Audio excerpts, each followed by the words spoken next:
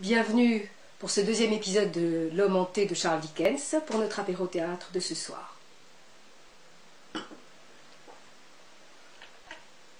La pièce s'était obscurcie davantage. D'épaisses ténèbres se massaient derrière le fauteuil de l'homme hanté. Désormais, il était vraiment seul. Seul. Tout au contraire, la famille de M. Tetterby, marchand de journaux, 6 au coin de la rue, était nombreuse, très nombreuse. En la compagnie du petit homme assis dans un petit salon, séparé d'une petite boutique par un petit paravent, il y avait une quantité incalculable de petits-enfants.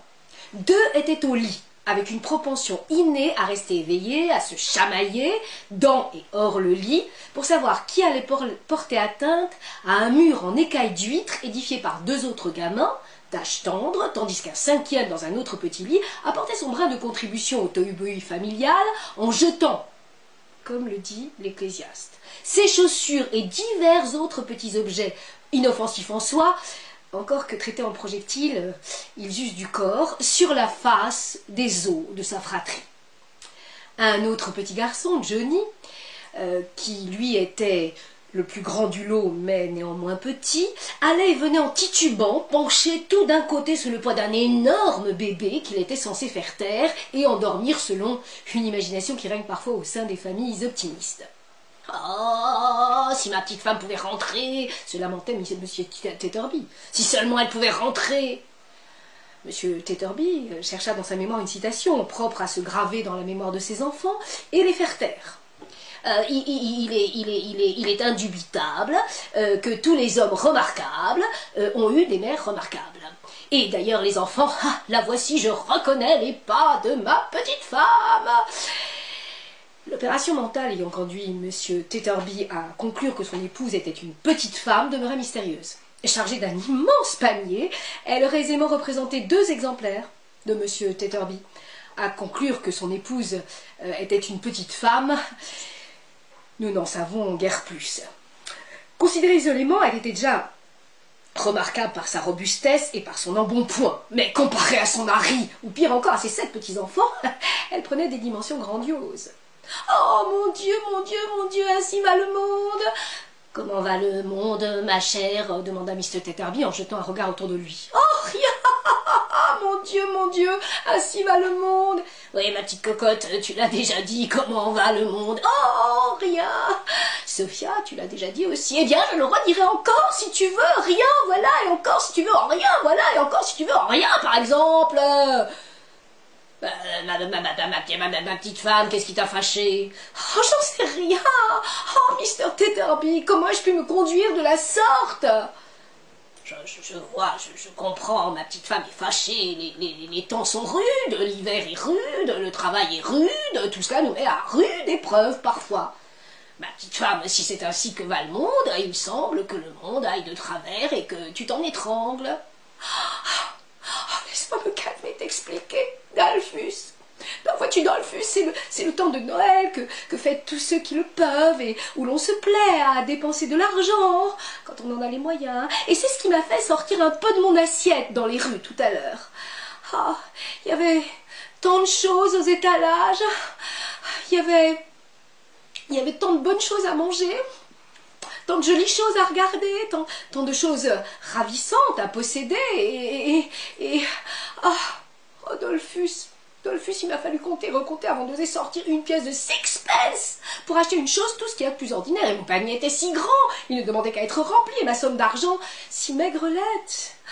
Oh, tu m'en veux, n'est-ce pas, Dolphus?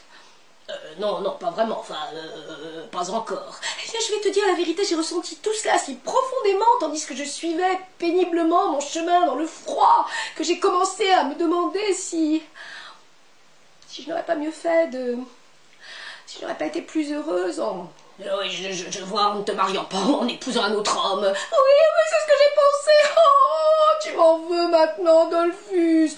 Mais non, j'en ai pas l'impression, enfin, pas encore. Mais je t'ai pas dit le pire, hélas.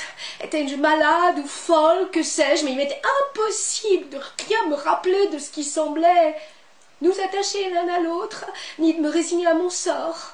Tous les amusements et plaisirs que nous avons connus me paraissaient si médiocres, si ternes. Oh, je les avais en horreur, je les aurais piétinés. Et je ne pouvais penser à rien d'autre qu'à notre pauvreté et au nombre de bouches à nourrir dans notre foyer. Allons, ma petite femme, c'est la vérité. Après tout, nous sommes très pauvres et nous avons beaucoup de bouches à nourrir. Oh, mais Dolph, mon bon, mon doux, mon patient mari. Dès que je me suis retrouvée à la maison, quelle différence! Oh, Dolph, mon chéri, quelle différence! J'ai eu le sentiment que les souvenirs affluaient en moi, tous en même temps, m'attendrissaient le cœur et le comblaient à en éclater. Ah, tous les efforts que nous avons faits pour gagner notre vie, tous nos soucis, tous nos besoins depuis que nous sommes mariés, toutes les maladies, les heures de veille, une après l'autre, auprès de nos enfants, tous ces souvenirs me disaient que je n'aurais jamais pu ou voulu être autre que l'épouse ou la mère que je suis. La brave femme, qui s'était laissée emporter par sa sensibilité, pleurait à chaudes larmes quand elle se leva brusquement, poussant un cri et se précipita derrière son mari. Son cri était si terrifié que les enfants se réveillèrent en sursaut, bondirent hors de leur lit et vinrent se serrer contre elle.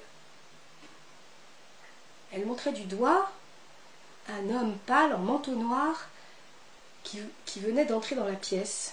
« Regarde cet homme! Regarde, que veut-il » ?»« Oh, mais ma chère, calme-toi, je crois qu'il veut nous acheter un journal, tout simplement. »« Oh, je ne sais, Arrête !»